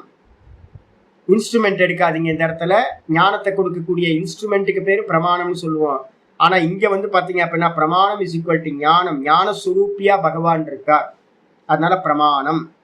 அதுக்கு அடுத்து பீஜம் அவ்வியம் அப்படின்னா என்ன அர்த்தம்? அவ்வியம் பீஜம், அழிவில்லாத பீஜமா பாத்தீங்கன்னா பகவான் இருக்கார். 9வது அத்தியாயத்திலேயே நம்ம பார்த்துட்டோம். 9வது அத்தியாயத்துல 18வது ஸ்லோகத்துல நான் பாத்தீங்கன்னா அழிவில்லாத பீஜமா இருக்கேன், அவ்வியம் பீஜமா நான் இருக்கேன் அப்படின்னு பகவான் சொல்லியிருக்கார். நாசமில்லாத விதை வடிவா இருக்கார், போயிட்டே இருக்கு, அவரோட சந்ததி தான் போயிட்டே இருக்கு. லோக்கம் ஆரம்பிச்சதுல இருந்து பாத்தீங்க அப்படின்னா அவரோட சந்ததி போயிட்டே இருக்கு. என்னைக்கும் அந்த பீஜம் பாத்தீங்கன்னா இல்லாமல் போவதே இல்லை. எல்லாத்தோட அந்த சந்ததி, ஜீவ சந்ததி போயிட்டே இருக்கு. அதுக்கு அடுத்து அர்த்தோ. அர்த்தோ அப்படின்னா என்ன அர்த்தம் அப்படின்னு கேட்டீங்கன்னா, அனைவராலும் பாத்தீங்கன்னா அர்த்திக்கப்படுபவர், ஆசைப்படப்படுகின்றவர். எல்லாத்துக்கும் யார் வேணும்? பகவான் வேணும். எல்லாத்துக்கும் பிரியமானவர் பகவான் தான் வேணும் எல்லாத்துக்கும். நம்ம வேற வேற ஃபார்ம்ல சொன்னாலும் கூட பாத்தீங்கன்னா ஆனந்தத்தை தானே எல்லாம் விரும்புறோம். ஆனந்த ரூபமா பகவான் இருக்கார், எல்லாத்துக்கும் அர்த்திக்கப்படுகின்றவரா, ஆசைப்படப்படுகின்றவரா இருக்கார். அதனால அவருக்கு பேர் அர்த்தகான்னு பேர். அர்த்தக அப்படின்னா என்ன அர்த்தம்னா ஆசைப்படுகின்றவர் அப்படின்னு அர்த்தம். அப்புறம் அனர்த்தோ. பகவானுக்கு பாத்தீங்கன்னா அனர்த்தகா அப்படின்னு பேர். அனர்த்தகன்னா என்ன அர்த்தம்? அவருக்குன்னு எந்த ஒரு ஆசைப்பட்ட வஸ்துவும் இந்த உலகத்துல இல்லவே, ஆசை இல்லாதவர் அப்படின்னு அர்த்தம். அனர்த்தகன்னா என்ன அர்த்தம்? ஆசை இல்லாதவர். அதுக்கப்புறம் மகா கோஷோ அப்படின்னா என்ன அர்த்தம்? பஞ்ச கோஷங்களுக்கு நடுவுல மறைஞ்சிருக்கார் பகவான். அன்னமயம், பிராணமயம், மனோமயம், விஞ்ஞானமயம், ஆனந்தமயம்னு 5 கோஷங்களுக்கு உள்ளார அகம் அகம் அகம்னு உள்ளுக்குள்ளார பகவான் ஆனந்த சுரூப்பியா இருக்கார். அதனால அவருக்கு பேர் பாத்தீங்கன்னா மகா கோஷகன்னு பேர். மகா போககன்னு என்ன அர்த்தம் அப்படின்னு கேட்டீங்கன்னா, இருக்கிறதுல பெரிய ஆனந்த சுரூப்பி. தூக்கத்துக்கு போனா எப்படி இருக்கும்? அந்த ஆனந்தத்துக்கு ஈக்குவலா ஏதாவது சொல்ல முடியுமா? இந்த உலகத்துல இருக்கிற எந்த ஆனந்தமும் நம்ம டீப் ஸ்லீப்ல இருக்கக்கூடிய ஆனந்தத்துக்கு ஈக்குவலா சொல்லவே முடியாது. பேரானந்தம் நமக்கு. சதா சோமியோ ததா சம்பன்னோ பவதி. அந்த இடத்துல நம்ம என்ன பண்றோம்? நம்ம எல்லாரும் அந்த பகவானை பிராப்தி பண்றோம், சத்தத்துவத்தை பிராப்தி பண்றோம். அதனால பாத்தீங்கன்னா மிகப்பெரிய ஆனந்தம் பாத்தீங்கன்னா இந்த தூக்கத்துல, டீப் ஸ்லீப்ல நமக்கு கிடைக்கும். அப்ப அந்த டீப் ஸ்லீப்ல இருக்கிற ஆனந்தம் எப்படியோ, அது எப்படிப்பட்டதுன்னா மகா போக, பகவானோட ஆனந்தம் அது. அதனால பாத்தீங்கன்னா பகவான் சதா காலமும் அந்த சொரூபத்திலேயே இருக்கிறதுனால பகவான் எப்படிப்பட்டவர் அப்படின்னா, நம்மெல்லாம் ஒரு 4 மணி நேரம், 2 மணி நேரம், 1 மணி நேரம் டீப் ஸ்லீப் போறோம். மீதி நேரம் எல்லாம் டிஸ்ட்ராக்ஷனோட தான் நம்ம தூக்கம் இருக்கு. ஒரு 1 மணி நேரம் டீப் ஸ்லீப் ஒரு நாளைக்கு தூங்குவோமான்றது தெரியல. தூங்குவோம், ஆனா பாத்தீங்கன்னா டீப் ஸ்லீப்ன்றது இருக்காது. சவுண்ட் ஸ்லீப் அப்படின்னு நம்ம என்ன சொல்றோமோ அது பகவானோட சொரூபம் அது. ஆனா பகவான் பாத்தீங்கன்னா எப்பவுமே யோக நித்திரையிலேயே இருக்கார். சதா காலமும் யோக நித்திரையிலேயே தன்னுடைய சொரூபத்திலேயே இருக்கார். அப்ப இருக்கிறதுலயே பெரிய போகி யாரு சுவாமி அப்படின்னு கேட்டீங்கன்னா, பகவான் தான் மகாபோகி. மகாபோகி. அதனால அவருக்கு பேரு மகாபோகான்னு பேர். அதுக்கப்புறம் மகா தனக. இந்த உலகத்திலேயே பாத்தீங்கன்னா எல்லா தனங்களும், அஷ்டலட்சுமியும் யார் கையில இருக்கு? சுவாமி கையில தான் இருக்கு. மம மாயா, அம்மா தான். எல்லா ஐஸ்வர்யங்களும் பாத்தீங்கன்னா அம்மா தான். அம்மாவையே கையில வச்சிருக்காரு அப்படின்னும் போது, அவரை காட்டிலும் பெரிய தனத்தை உடையவர் இந்த உலகத்துல இருப்பாங்களா? லக்ஷ்மியா அவர் கையில ஹிருதயத்துல இருக்காங்க. அதனால பெரிய தனத்தை உடையவர் மகாதனக அப்படின்னு பேர். பாஷ்யத்துக்கு வந்துருக்கு. விஸ்தாரக. ஆச்சாரியர் சொல்றார், விஸ்தாரம்னா என்ன சுவாமி அப்படின்னா, விஸ்தீரியந்தே சமஸ்தானி ஜகந்தி அஸ்மின் இதி விஸ்தாரக. இந்த மொத்த பகவான் இடத்துல பாத்தீங்க அப்படின்னா இந்த மொத்த சமஸ்த ஜகத்தும் விஸ்தாரணத்தை அடைஞ்சு பாத்தீங்கன்னா இருக்கிறது. பகவான் இடத்துல இந்த மொத்த ஜகத்தும் விஸ்தாரத்தை அடைஞ்சு இருக்கு. யார் இடத்துல? அஸ்மின், பகவான் இடத்துல. இந்த பிரபஞ்சம் பாத்தீங்கன்னா எவ்வளவு பெருசா இருக்கு. நம்ம சொல்ற பிரபஞ்சம்ன்றதுக்கு அர்த்தமே வந்து பாத்தீங்கன்னா விரிஞ்சு விரிஞ்சு போறதுனால அதுக்கு பேரு வந்து பிரபஞ்சம்னு பேர். பிரகிருஷ்ட ரூபேன பஞ்சத்தை நல்லா விரிஞ்சு விரிஞ்சு எக்ஸ்ட்ரா இதாயிட்டு விஸ்தாரத்தை அடைஞ்சுக்கிட்டே இருக்கும். நீங்க போற தூரம் வரைக்கும் போயிட்டே இருக்கும் எண்டு கண்டே பிடிக்க முடியாது சாமி. இந்த கிரியேஷனுக்கு வந்து பாத்தீங்கன்னா இந்த பிரபஞ்சத்துக்கு எண்டே இல்லை. அப்ப எண்டே இல்லாத பிரபஞ்சம் எங்க இருக்கு அப்படின்னு கேட்டீங்கன்னா பகவானுக்கு மேல இருக்கு. அப்ப பகவான் எவ்வளவு பெரிய ஆளா இருப்பார் அப்படின்னு கேட்டீங்கன்னா விரிஞ்சு போற இந்த பிரபஞ்சமே பகவான் இடத்துல இருக்குன்னா பகவான் எப்படிப்பட்டவர்? மிகுந்த விஸ்தாரத்தை உடையவர். ஆகாசம் வந்து பாத்தீங்கன்னா நம்ம சொல்றோமே இந்த ஆகாசம் அவகாச தாத்திருத்துவம் எல்லாத்துக்கும் இடம் கொடுத்துட்டு இருக்கு இந்த ஆகாசம். இந்த ஆகாசத்தோட எண்டு யாருக்காவது தெரியுமா அப்படின்னா எங்க ஆரம்பிச்சு எங்க முடியுதுன்னு இந்த ஆகாசம் தெரியாது. இந்த ஆகாசத்துக்கே இடம் கொடுத்திருக்கிறவர் யார் அப்படின்னா இந்த பகவான். அப்ப எவ்வளவு பெரியவரா இருப்பார். அதனால பகவானுக்கு பேர் வந்து பாத்தீங்கன்னா விஸ்தாரகான்னு பேர். பகவான் தான் விஸ்தாரமா இருக்கார், ஆகாசத்தை காட்டிலும் பெருசா இருக்கார். அது மட்டும் இல்ல 427வது நாமம் ஸ்தாவரஸ்தானுகு. ஸ்தாவரஸ்தானுகுன்னா என்ன அர்த்தம் சுவாமி அப்படின்னு கேட்டா ஸ்தாவரம்னா அசையாதவைகள்.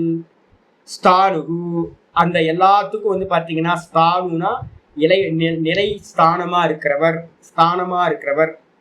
எதெல்லாம் அசையாதவைகளா இருக்கோ அது எல்லாம் பகவானுக்கு மேலதான் இருக்கு. பகவான் தான் அந்த அசையாதவைகளுக்கெல்லாம் ஸ்தானமா இருக்கார். அதனால அவருக்கு பேரு ஸ்தாவர ஸ்தானுகு அப்படின்னு பேரு.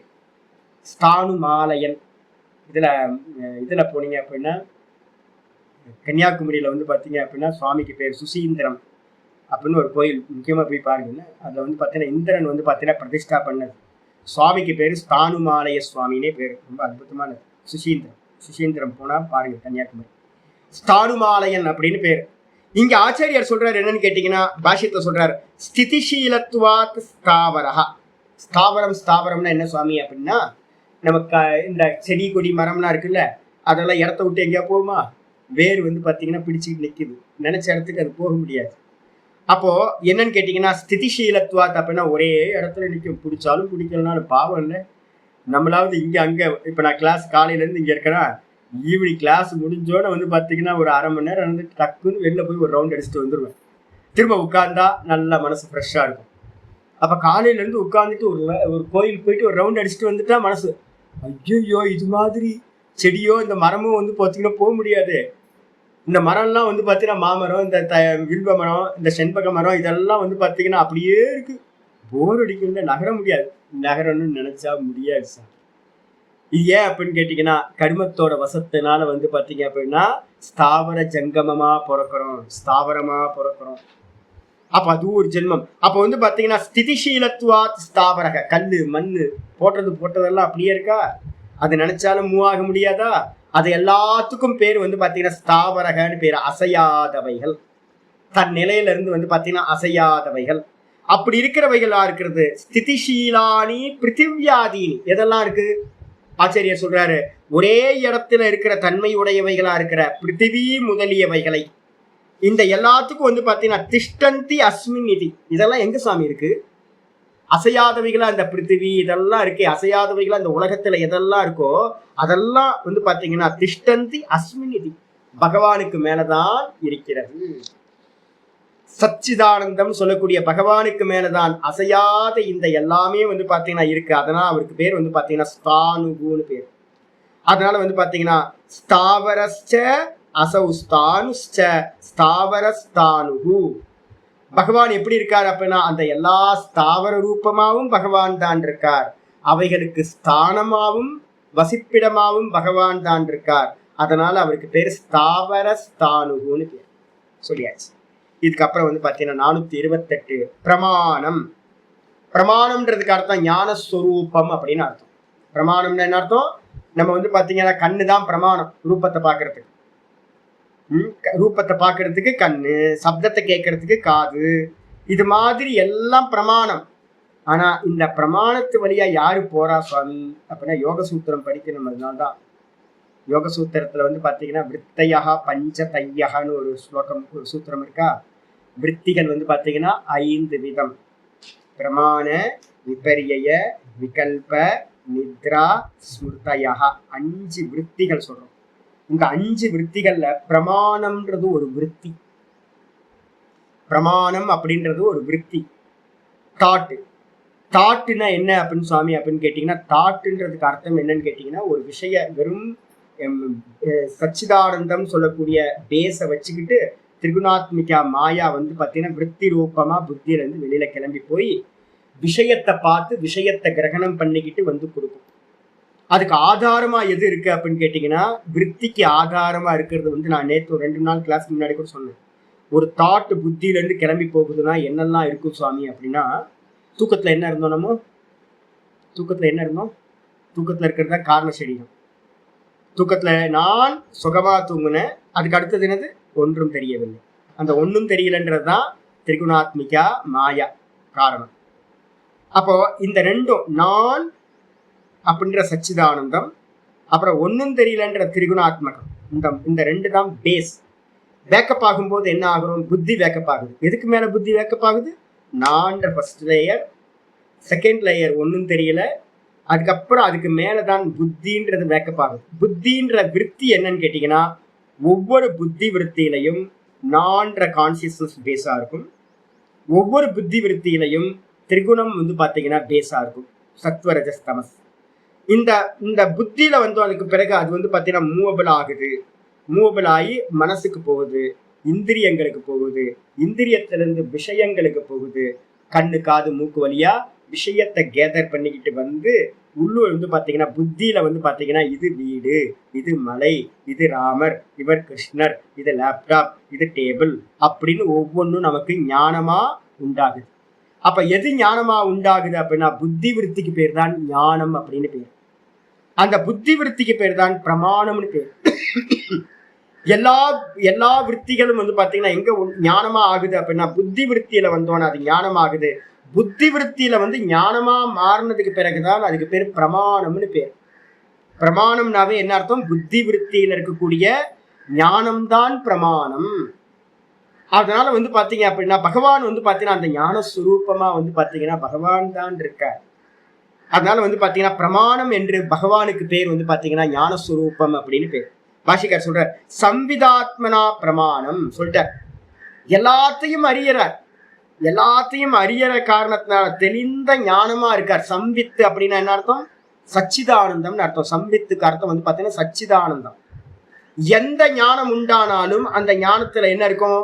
சத்து சித்த ஆனந்தம் இருக்கும். அதுக்கு மேலதான் நாமம் ரூபம் டிராவல் பண்ணும். அப்ப நாம ரூபத்துக்கு கீழே இருக்கிறது சச்சிதானந்தம். எந்த ஞானமா இருந்தாலும் அந்த ஞானத்துக்கு பேஸ் பகவான் தான். அந்த சச்சிதானந்தம் தான் பேஸா இருக்கிறது. மேல இருக்கிற நாம ரூபம் வந்து பாத்தீங்கன்னா புத்தி விருத்தி. அது அப்போ எல்லா ஞானங்களும் வாஸ்தவத்துல என்ன அப்படின்னா ஒரே ஞானம் தான். ஞானம்லாம் அநேகம்லாம் இல்லை, ஒரே ஞானம் சச்சிதானந்தம் தான். அதனால பகவானுக்கு பேர் வந்து பாத்தீங்கன்னா பிரமாணம் அப்படின்னு பேரு. புத்தி விருத்தி, புத்தி ஞானமா இருக்கக்கூடியவர் அப்படின்னு அர்த்தம். 429வது நாமம் பீஜம் அவ்யயம். அப்ப என்கிட்ட இருக்கக்கூடிய ஞானம் எல்லாம் பகவான் தான். என்கிட்ட இருக்கிறது எல்லாம் பகவான் தான். ஞான சுரூப்பியா எனக்குள்ளார புத்தியா இருக்கார். என் புத்தின்னு ஒண்ணு இல்லவே இல்லை, பகவான் தான் புத்தியா இருக்கார். பகவான் தான் பிரமாணம், பரம பிரமாணமா அவர் தான் இருக்கார். ஞான சுரூபமா அவர் தான் இருக்கார்.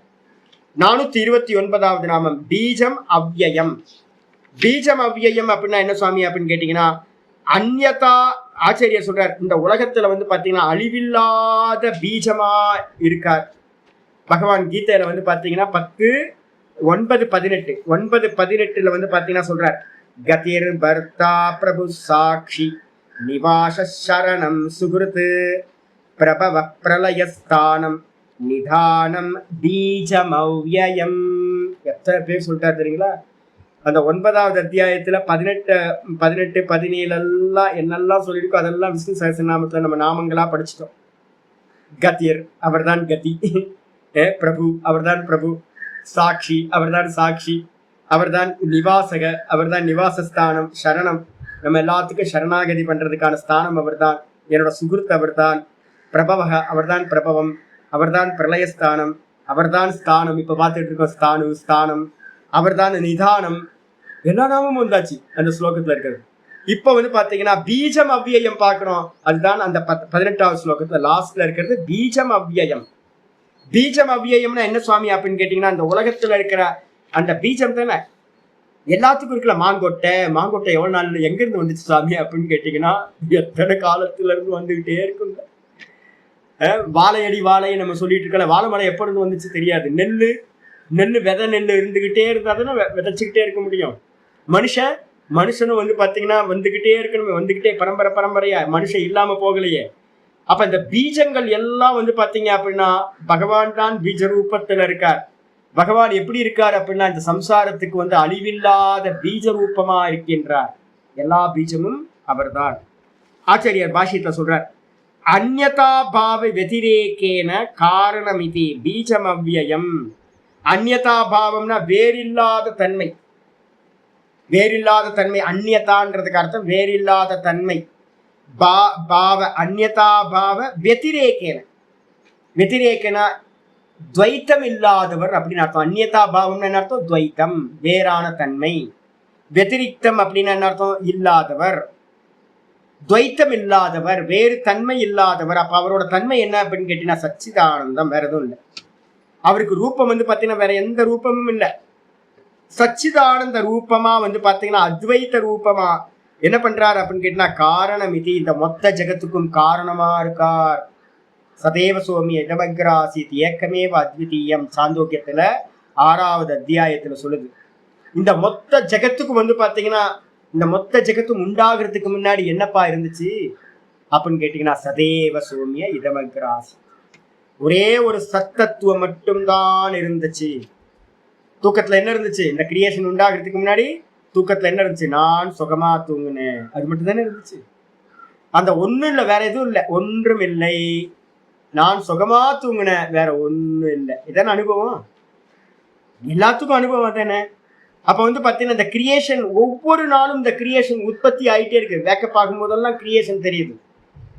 அப்ப கிரியேஷனுக்கு முன்னாடி என்ன இருந்துச்சு அப்படின்னு கேட்டீங்கன்னா ஒரே சத்தத்துவம் மட்டும் இருந்துச்சு. இதே மாதிரிதான் டெய்லி நம்ம வேக்கப் ஆகுறதெல்லாம் கிரியேஷன். இதே மாதிரி அனந்த கோட்டி கிரியேஷன் வெளியில நடந்துகிட்டே இருக்கு. எல்லா கிரியேஷனுக்கு பின்னாடியும் சத்தத்துவம் வந்து பாத்தீங்கன்னா வேறில்லாததா, அங்க வேற எதுவுமே இல்லை. அதனாலதான் இங்க அந்நியதா பாவ வெதிரேகேன்னு என்ன அர்த்தம் தெரியுங்களா? தூக்கத்துல என்ன இருந்துச்சு? வேற பாவமே இல்லை. நான் சுகமா தூங்குன, வேற ஒன்றையும் அறியவில்லை. வேற ஏதாவது ரூபம் இருக்காங்க? வேற ஏதாவது ஃபார்ம் இருக்கா? வேற எதுவும். அப்ப என்ன ஃபார்ம்? வெறும் சுகஸ்வரூபம் மட்டும்தான். அந்த சுகஸ்வரூபம் எத்தனை பேர் இருந்தீங்க? 4 சுகஸ்வரூபம் இருந்துச்சா? ஒண்ணுதான் இருந்துச்சா? ஒண்ணுதான், நான் மட்டும்தான் இருந்தேன். அப்ப நான் சுகமா தூங்கின, வேற ஒன்றையும் அறியவில்லை. அப்ப என்ன அர்த்தம்? ஏக்கமேவ. அதான் ஆச்சரியர் சொல்றார், அந்நியதாபாவ வெதிரேக்கேன காரணமிதி. வேற ஒரு தன்மையும் அந்த இடத்துல நான் சுகமா தூங்குனேன் அப்படின்ற ஏக்கமேவ அத்விதீய தத்துவத்தை தவிர்த்து இந்த கிரியேஷனுக்கு காரணம் அப்படின்னு வேற எதுவுமே இல்லை. அதுதான் பீஜம். அது எப்படிப்பட்டது? நித்தியம், சதா இருக்கிறது. இந்த ஜெகத்து வந்து போயிட்டே இருந்தாலும் அந்த பீஜம் வந்து பாத்தீங்கன்னா சதா இருந்துகிட்டே இருக்கு. நித்திய தத்துவம் அது. அதனால வந்து பாத்தீங்கன்னா காரணமா அது இருக்கிறதுனால பீஜம் அவ்வியம். அந்த பீஜம் வந்து பாத்தீங்கன்னா சத்து தான் பீஜம். அது எப்படிப்பட்டது? அழிவில்லாதது, நாசம் இல்லாதது, அவ்வியம். அப்ப இந்த ரெண்டுத்தையும் சேர்த்து என்ன பண்ணிருக்கு? பீஜம் சத்து. அந்த சத்து எப்படிப்பட்டது? அவ்வியம். அப்ப அவ்வியத்தை வந்து பாத்தீங்க அப்படின்னா நாசம் இல்லாத பீஜம் அப்படின்னு ஒன்னுத்துக்கு அட்ஜெக்டிவா போட்டு ஒரே நாமமா ஆக்கி கொள்ள வேண்டும். பீஜத்துக்கு அட்ஜெக்டிவ் எது? அவ்வியம். அவ்வியம் பீஜம். அப்படி எடுத்துக்கிட்டீங்கன்னா பகவான் வந்து பாத்தீங்கன்னா சவிசேஷனம் ஏக்கம் நாமன் போட்ட, விசேஷணத்தோடு சேர்த்து இந்த ரெண்டுத்தையும் ஒரே நாமமா எடுக்கணும், தனித்தனி நாமமா எடுக்காதீங்க.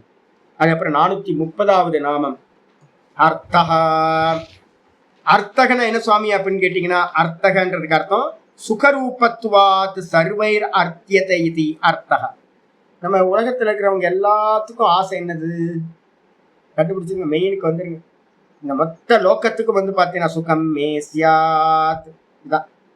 எனக்கு சுகம் வேண்டும், ஒரே ஒண்ணு. இந்த லோக்கத்துல இருக்க எவ்வளவு பெரிய பெரிய ஆளா வேணா இருக்கும், சகல ஜீவராசிகளுக்கும் என்ன தேவை அப்படின்னா பேஸ் வந்து பாத்தீங்கன்னா ஒன்னே ஒண்ணு, சுகம் மே சியாத் துக்கம் மே மாபூத். நான் சுகமாவே இருக்க வேண்டும், எனக்கு துக்கம் என்னாலும் உண்டாக கூடாது. இதான் மனுஷனோட இச்சைய பார்த்தீங்க அப்படின்னா இதான்.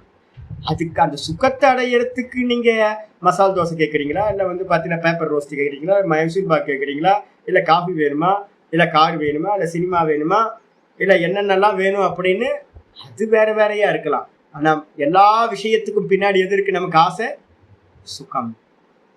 நம்மளோட ஆசை வந்து பார்த்தீங்கன்னா சுகத்தை அடையிறதுக்காக தான் ஆசைப்படுறோம். அந்த சுகம் யாரா இருக்கா? தூக்கத்துல யார் இருக்கா? அவர் தான் ஈஸ்வரன் தான் சுகஸ்வரூபியா காரண சரீர அபிமானி. தூக்கத்துல இருக்கிறவருக்கு பேரு ஈஸ்வரன் அப்படின்னு பேரு, காரண சரீர அபிமானின்னு பேரு அவருக்கு பேரு. அப்போ அந்த அந்த காரண சரீர அபிமானி எப்படி இருக்கார்? தூக்கத்துல சுகமா இருக்கார், சச்சிதானந்தமா சுகஸ்வரூபமா இருக்கார்.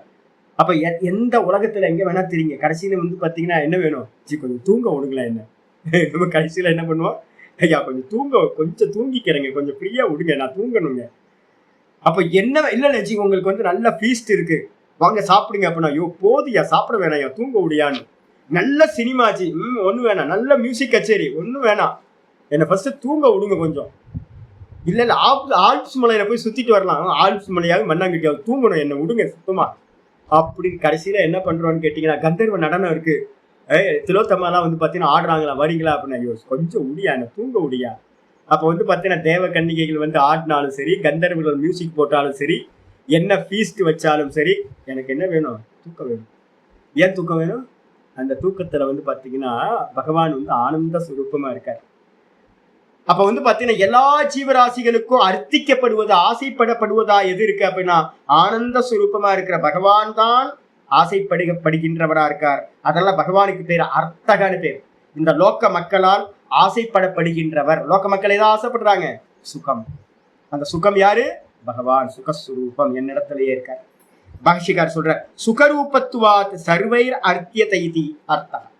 சுகரூபமா பகவான் இருக்கிறதுனால எல்லா ஜீவராசிகளுக்கும் ஆசைப்படப்படுகின்றவரா இருக்கார். ஆனந்த கிருஷ்ணன், ஆனந்த கிருஷ்ணன் பகவான் வந்து பாத்தீங்கன்னா ஆனந்தம், பார்க்க பார்க்க ஆனந்தம், கேட்க கேட்க பகவானோட நாமத்தையும் பகவானோட சிந்தனையும் பண்ண பண்ண ஆனந்தம். இது மொத்தமா எங்க இருக்கு சுவாமி அப்படின்னா ஆனந்தமய கோஷமா தூக்கத்துக்குள்ளார பகவான் வெறும் ஆனந்த சுரூபியா இருக்க. அதனால வந்து பாத்தீங்கன்னா எல்லா விஷய சேவனங்கள்ல இருந்தும் நாம் ஆசைப்படுவது சுகத்தை. அந்த சுகஸ்வரூபமா பகவான் இருக்கார். அதனால பகவானுக்கு பேரு அர்த்தகான்னு பேர். அதுக்கப்புறம் அனர்த்தகனா என்ன சுவாமி அப்படின்னு கேட்டீங்கன்னா, அனர்த்தகன்றதுக்கு அர்த்தம் ந வித்யதே பிரயோஜனம் ஆப்த காமத்வாத் அஸ்ய இது அனர்த்தக. பகவானுக்கு வந்து பாத்தீங்கன்னா ஆசையே இல்லையாங்க. நம்ம எல்லாம் ஆசைப்படுறோம் சுகத்தை, நம்ம எல்லாம் சுகத்தை ஆசைப்படுறோம். எல்லா காரியத்துக்கும் பின்னாடி என்னது? சுகம்தான். ஆத்மனஸ்து காமாய சர்வம் பிரியம் பவதி. இந்த உலகத்துல வந்து பாத்தீங்கன்னா எல்லாம் ஆசைப்படுறோம் வேற வேற விஷயங்கள்ல. ஆனா வந்து பாத்தீங்கன்னா எல்லாத்துக்கும் வந்து பாத்தீங்கன்னா வாஸ்தவத்துல என்னென்ன, ஆத்மனஸ்து காமாய சர்வம் பிரியம் பவதி. எனக்காக தான் நான் எல்லாத்தையும் ஆசைப்படுறேன்.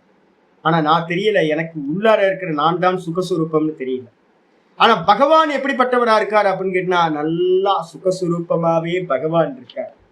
அதனால அவருக்கு ஆசைப்படுகின்றது அப்படின்னு இந்த உலகத்துல ஒரு வஸ்துவும் இல்லை. அவருக்கு நல்லா தெரியும் இதெல்லாம் வந்து பாத்தீங்கன்னா வெறும் சாரம் இல்லாதது, வெறும் இல்யூஷன் அப்படின்னு. அப்ப அதனால வந்து பாத்தீங்கன்னா இந்த உலகத்துல இருக்கிற எல்லாத்தையும் அடைந்தவரா இருக்கார். ஏன்னா இந்த உலகம் ஃபுல்லா யாரு மேல இருக்கு? இந்த பகவானுக்கு மேல கல்பிதமா இருக்கு. அப்ப அவருக்கு அடைய வேண்டியதுன்னு இந்த உலகத்துல ஏதாவது இருக்கா அப்படின்னா இந்த உலகத்துல அடைய வேண்டியது ஒரு மண்ணாங்கட்டி புண்ணாக்கும் பகவானுக்கு இல்லை. அதனால அவருக்கு வந்து பாத்தீங்கன்னா அனர்த்தகன்னு பேர். அனர்த்தகன்னு என்ன அர்த்தம்? எந்த ஒரு ஆசையும் இல்லாதவர். ஏன் அப்படின்னு கேட்டீங்கன்னா ஆப்த காமத்துவாத். காரிக்கால மாண்டுக்கே காரிக்கால சொல்லுது ஆப்த காமஸ்ய காஸ்பிருகா. ஆப்த காமர்னா எல்லா காமங்களும் பூர்த்தியானவருக்கு எங்க ஆசை உண்டாக போகுது? அவருக்கு ஆசை என்பது உண்டாகாது. அடைய வேண்டியது என்று ஒன்று அவருக்கு மிச்சமில்லை. அதுக்கப்புறம் 432வது நாமம் சொல்லுது மகா கோஷகா. நாளைக்கு பார்க்கலாம். இன்னொரு 3 நாமம் இருக்கு நாளைக்கு. ஓம் பூர்ணமத பூர்ணமிதம் பூர்ணாத் பூர்ணமுதச்யதே பூர்ணஸ்ய பூர்ணமாதாய பூர்ணமேவாவசிஷ்யதே. ஓம் சாந்தி சாந்தி சாந்தி. ஹரி ஓம் ஸ்ரீ குருப்யோ நமः. ஹரி ஓம். ஓம் காயேன வாச்சா மனசேந்திரியைர்வா புத்தியாத்மனா வா பிரகிருதேர் ஸ்வபாவாத்